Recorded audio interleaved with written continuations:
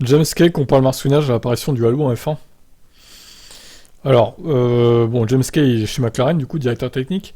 Ah ouais, non, la comparaison est un peu foireuse, hein, quand même, j'avoue, là. Faut pas déconner non plus.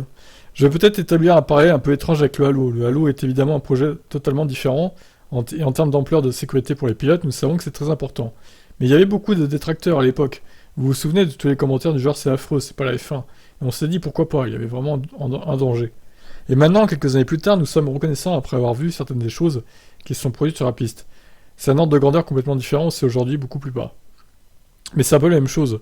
Donc réglons ça, je pense qu'à la base il y a un risque. Ça n'apporte rien au sport, pourquoi ne pas simplement faire ce qui est raisonnable pour des raisons de sécurité?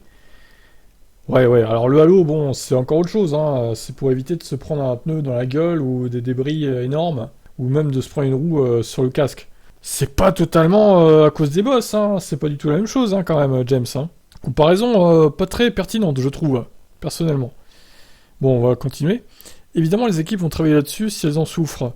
Et certaines l'avaient vraiment en début de saison, il est très difficile de simuler, de prévoir le marsouinage. Et nous reconnaissons en quelque sorte qu'il y a des moyens de s'en débarrasser. Mais s'il peut revenir rapidement, si vous avez certains...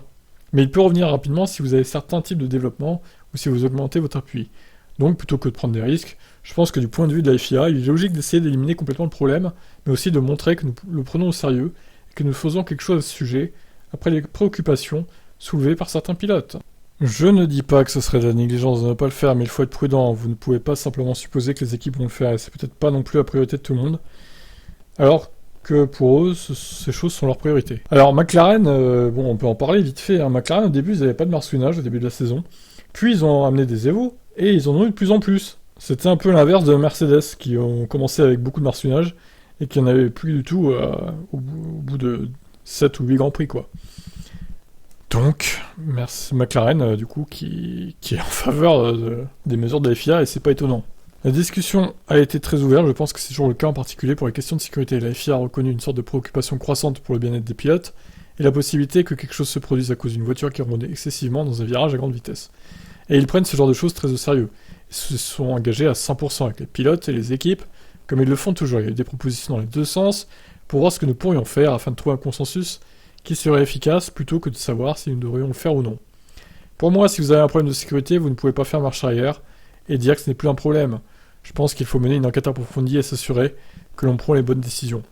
De toute évidence, ça n'apporte rien au sport et nous sommes favorables à ce que l'on s'en débarrasse pour que nous puissions tous continuer à développer des voitures dans un environnement un peu plus sûr.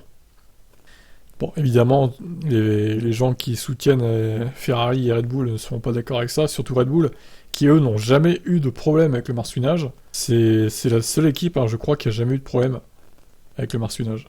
C'est incroyable. Donc voilà. Eh ben, qu'est-ce que vous en pensez? Bon, je continue de croire que sa comparaison avec le Halo est foireuse, mais bon. Je crois que ça va faire réagir ça. Allez, ciao.